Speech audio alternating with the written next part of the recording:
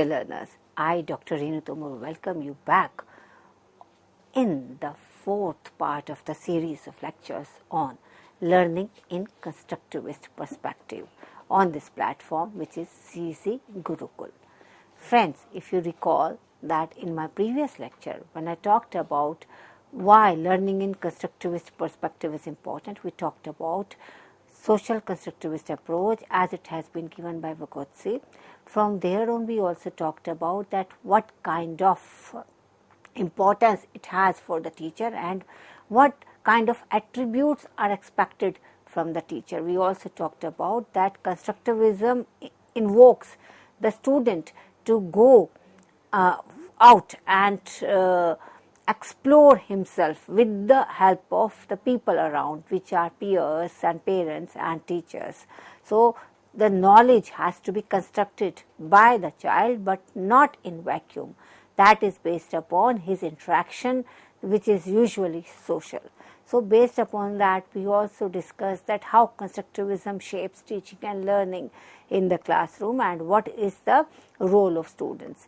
We also understood that how the teachers are supposed to create the zone of proximity and that zone of proximal development, which is to be created by the teacher so that the student learns more and he doesn't feel unthreatened. Does feel unthreatened. And apart from that, we also talked about what criticism we have as far as the social constructivist model is concerned.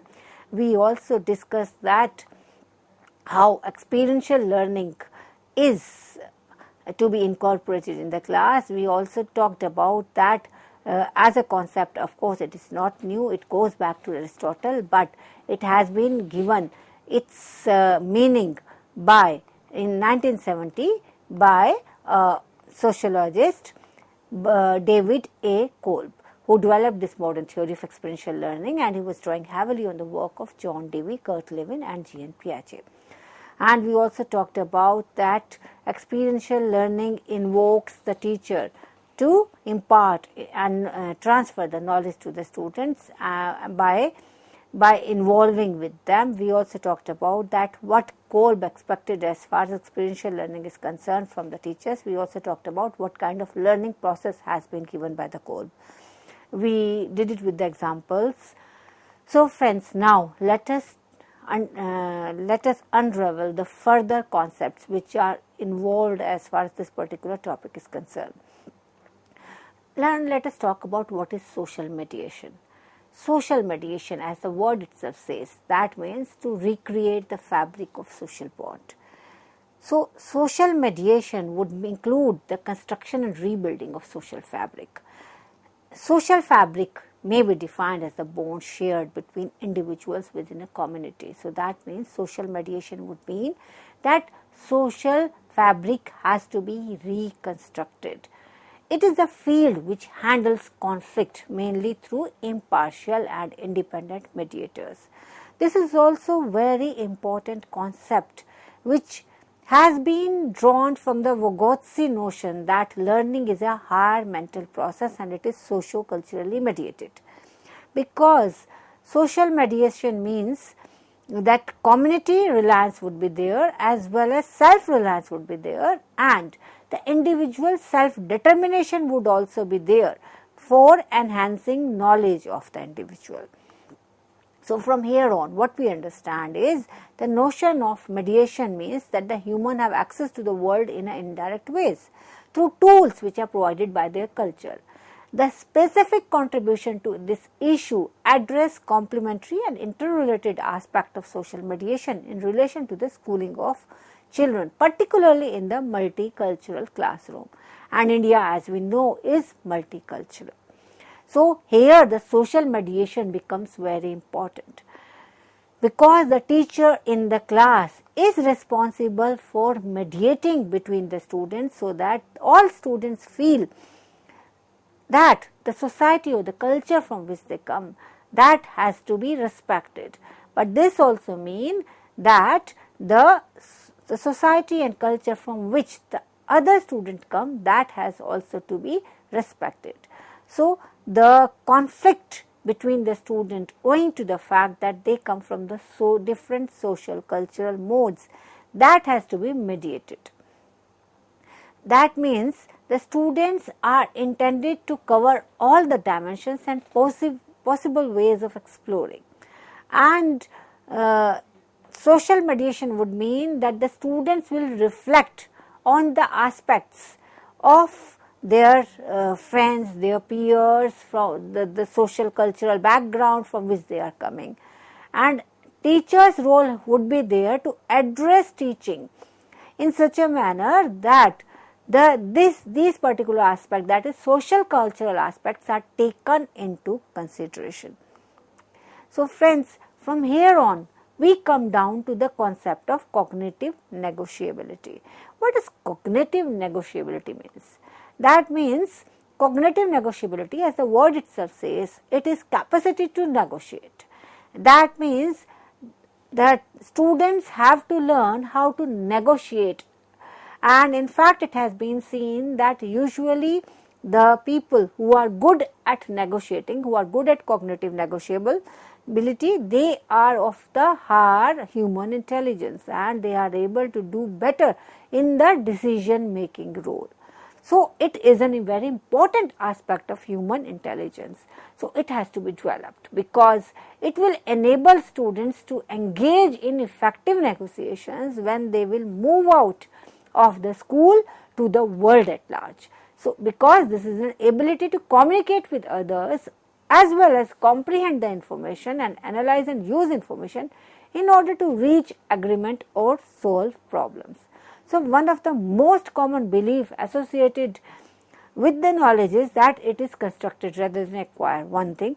Secondly, the construction is influenced by certain environmental factors and the experience of the individual.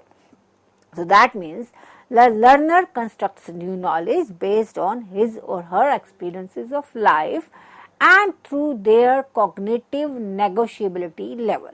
So negotiation is highly associated with the construction of knowledge, as it forms an association and a bond between human intelligence and cognitive ability. So what are the characteristics of cognitive negotiability? When we talk about characteristics of cognitive negotiability, this means that the student should have ability to think. That means negotiators should be able to use different kind of information in their negotiation process. This also means that negotiators will vary from one to the another. That means there would be some negotiators who would be better at the cognitive capacity than the other, and the greater cognitive capacity the people have, the more effective negotiator will be. So we should be aiming at developing the cognitive capacity of the students. And what does cognitive capacity means? That ability to think and use the information appropriately in their negotiation. So cognitive capacity is not just limited to negotiating skill, it also affects the way one perceives information and interprets it, and it can be used in any kind of problem solving situation. Now let us talk about importance of cognitive negotiability. It is the ability to understand and act upon information, and as we discussed, that it is a skill that can be learned and developed. So negotiating is an important part of professional life as well as personal life. In fact, the child learns negotiating when he or she is very young, and that can be taught to him. Like when we say that if you do this work, if you write one page, then you will get one chocolate, and the children are so good at negotiating that they might be able to even negotiate with the parent to such an extent that when the parent is ready to give only one, the child may be able to get 2 or 3. So here the child has to be motivated as to negotiate by the parents at home as well as by the teachers. It is important to learn how to negotiate because that is a very important skill as far as the decision making is concerned. Cognitive negotiability means that opportunity will be there for an individual to enhance communication skill. Another important thing is that he or she would be able to use that skill as to improve upon his or her negotiation or as to negotiate with the other party. So friends, from here on we come down to another topic, which is situated learning and cognitive apprenticeship. Now let us try to understand what situated learning is and what cognitive apprenticeship is. As the word itself states, that situated learning means the learning requires cognitive thinking, one. It is starting point of the development, because generally when the student has to learn, he has to be put in that situation in such a manner that he begins thinking. And if he begins thinking, that means the cognitive working begins, that means cognitive apprenticeship will begin. So, in the situated learning, the cognitive apprenticeship has to be given in such a manner that the learner is not just able to perform, to clear in the to resolve the problem in the situated learning, but also do the best as well as learn out of that particular situation and keep that knowledge and information to be used further in a different scenario. So, starting point of the development is criticism of untrue to life teaching at the school. So, if we understand what cognitive apprenticeship is, it is an approach which is designed at understanding or learning in the situated learning environment. So, this means that the student will be given to do the work. So, that means the action, the skills which are being taught to the students in the school, like the craftsman skill, that is part of the situated learning. How the cognitive apprenticeship will come into it being, now let us try to find that out. As you understand that craftsman is something which is in the situated learning, but training to be master craftsman aims at predominantly communicating practical knowledge. So, that will be cognitive apprenticeship. For the design of learning environment, it is demanded that learning within social context exists and the realistic tasks are given to the learner. The learner should be guided by the experts as partner, and among them the focus should be at the communication about the knowledge or the information. Apart from that, the focus should also be at the problem solving skill with the context of realistic social situation, and the child should be striving for competence, and appropriate cognitive skill should be communicated by the facilitator or the teacher or the guru, as we say, so that the real problem is understood by the child, and apprenticeship which is embedded in the learning of skill and knowledge in this social and functional context, that comes out to be the best. So, it is typical of a learning situation in which training for a skilled trade is given, and cooperation between apprentice and master craftsman is at the center, because they work with the tool as well as they work with each other's mind, and the student here is the real workpiece. So, learning matters, and learning is highly oriented towards real application situation, and it is not at the structure of systematic knowledge. So, friends, from here we understand that the degree of difficulty of task also needs to be increased by the expert gradually. So, from here what we conclude is that the difficulties, if they are not increased, so that would mean that the cognitive thinking will not be improving. So, in the event of difficulties, master craftsman as an expert in this field will be providing the required support with the advices, suggestion and responses, but the student will be doing on his own. So, it is the student's learning experience. The student is at the center. The teacher here is playing the real role of guru. Now, let us try to understand another concept, which is metacognition. What is metacognition? Metacognition means being aware of one's thoughts and processes and having understanding of the pattern behind them. This usually comes from the reflective thinking. So, this means that the person would be thinking beyond as well as on top of the problem. So, metacognition can take many forms such as reflecting on one's way of thinking, knowing when and how to use particular strategies for problem solving, and there are usually two components of metacognition. One is knowledge about cognition, another is regulation of cognition. Meta memory, as the word itself says, because if we want to understand metacognition, then we have to understand what meta memory is. Meta memory is defined as knowing about memory and mnemonic strategies. Mnemonics, as we understand, is used as to understand further as well as to learn further.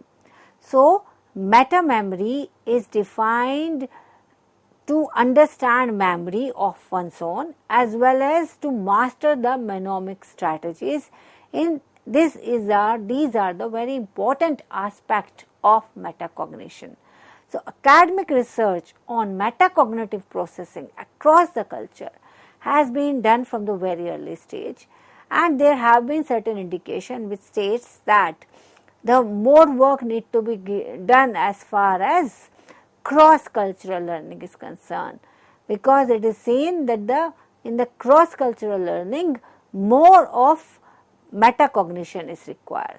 So, writing on the metacognition dates back to Aristotle again, as he had written on the soul and Parva Naturalia.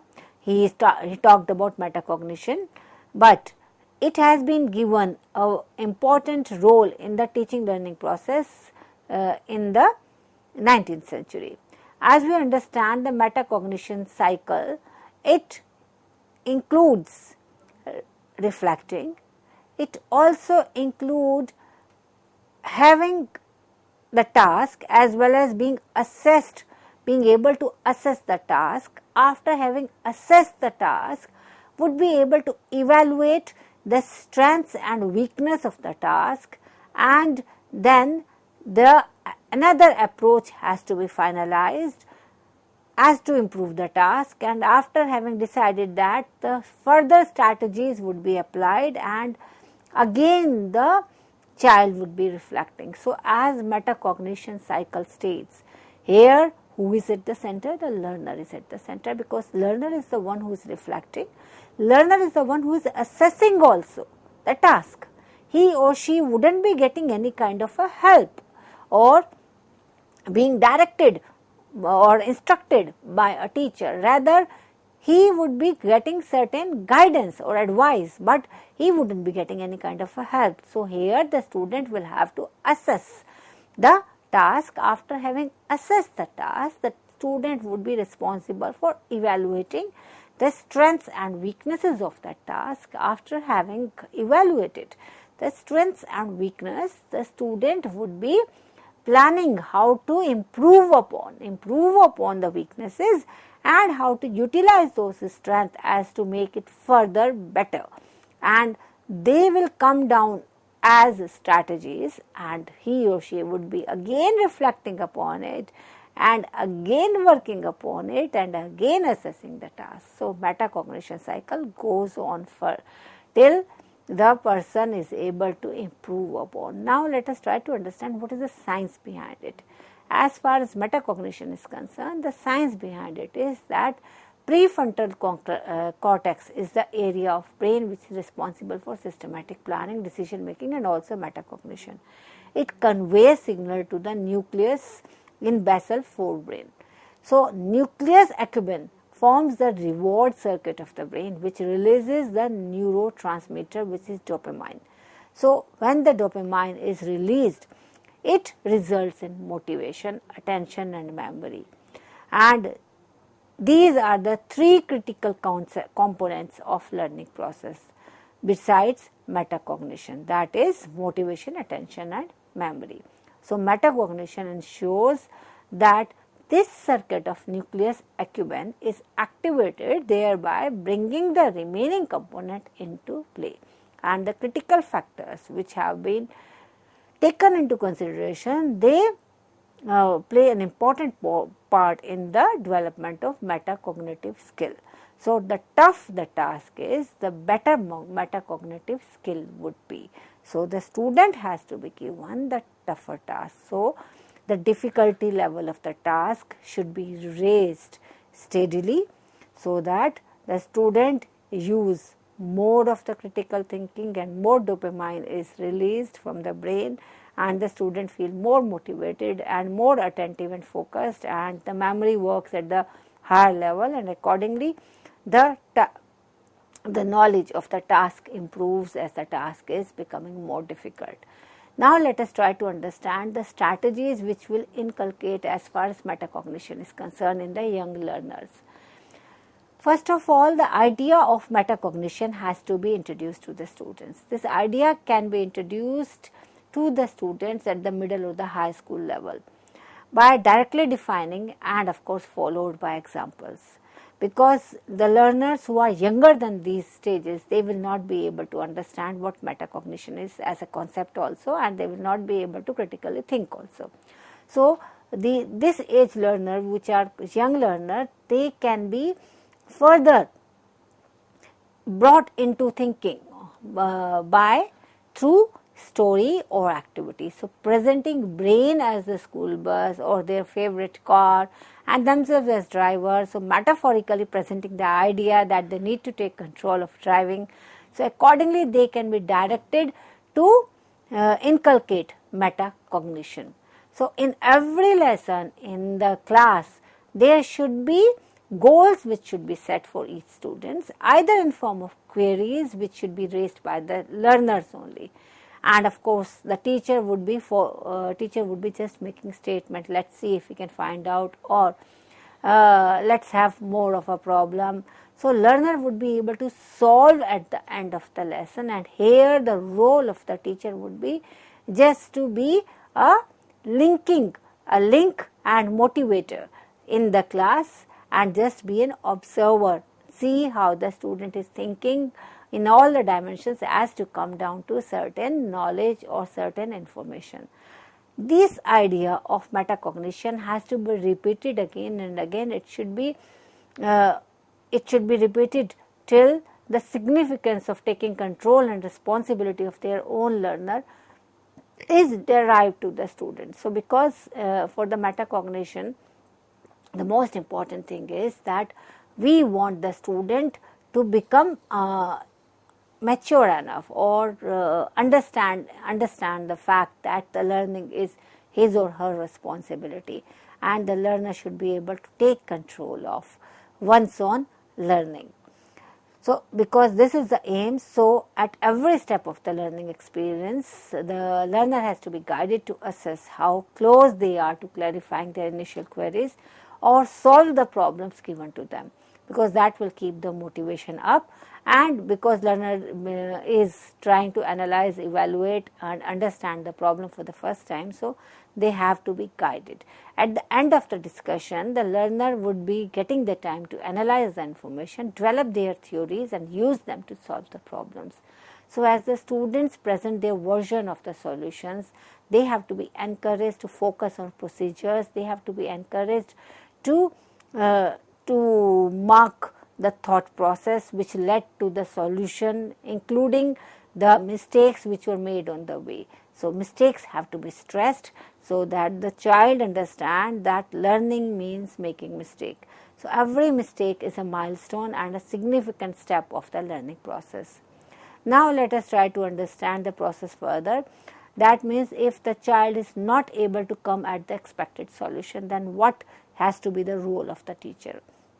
The role of the teacher would be to prompt, to steer them towards the erroneous step rather than providing the answers directly, because there would be certain steps which have gone wrong. Due to that, the student has not been able to come to the expected solution. So, here the teacher would be guiding the students, not by providing the answers, but by steering them towards the erroneous step which led to not solving the problems. So, ability and desire to learn has to be kept at the center, and belief that one's ability is the most important factor to ensure successful learning, that should be at the center. as far as the learning is concerned. So, catch and appreciate students being metacognitive. Exemplify and celebrate, build an aura of encouragement. After that aura has been created by the teacher in her class, that is encouragement, then the student has to be encouraged to share their stories of metacognition. As we stated previously, this also means that the mistakes which have been done, so they also need to be shared in the class. So, metacognitive thinking has to be facilitated through real life or fictional situation, family or notional issues, self or vicarious incidents, where a metacognitive thinking process would have provided better result. That has to be done again and again in the class. That has to be considered or taken up again and again in the class. So, students should be able to appreciate being metacognitive. They should be exemplifying, celebrating the aura of encouragement. Encouraging the students has to be at the center, and of course, facilitating them through providing them real or fictional situation, family or national issues, or providing them to the driving them to the mistake which might have been committed by them while working on the problem, or providing them vicarious incidents where a metacognitive thinking process would have provided better results. So, thereby the teacher would be making the student work more. Now, let us try to understand that how the student who is apprentice as far as metacognitive skill is concerned, how that student can become from apprentice to the cognitive apprentice. What cognitive apprenticeship is? The goal of this approach, which is cognitive apprenticeship, that is communicating flexible application knowledge and transferable problem solving, which shall be achieved by realizing the learning process that are close to the real problem and context. So, that means the novice will understand how experts cope with the complex problem, task and demands which cognitive and metacognitive strategies are used by the experts to solve the problem. So, cognitive apprenticeship would mean here the student initially is novice, but he has to appreciate the experts who are coping up with the complex problem, who are coping up with the task and the demand, as well as understand and practice the cognitive and metacognitive strategies which are being utilized by the expert to solve the problem. So, during the problematic learning situation, which is close to reality as possible, partly internal, and strategies are explained to the learner through the expert's practical activities. In this context, problem and its solution, the meaning and the significance of necessary fundamental data, fact terms are communicated by the expert. So, here the role of the expert is usually and better.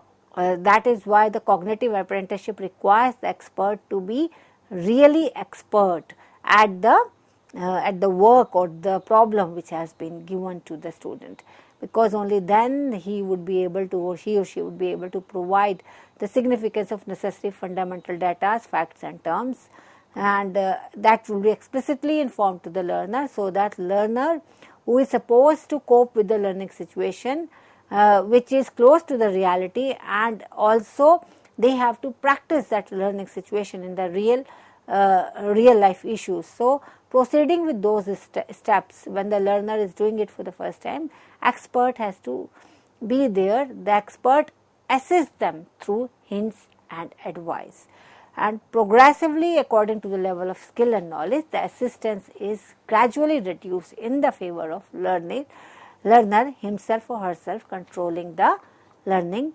process.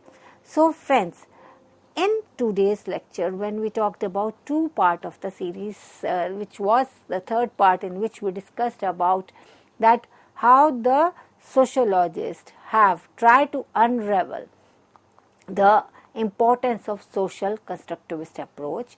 We also talked about that how important Vygotsky's concept is of the social constructivism and how it can be utilized by the teachers as to become better at their teaching, or we can say as to make students better at having knowledge.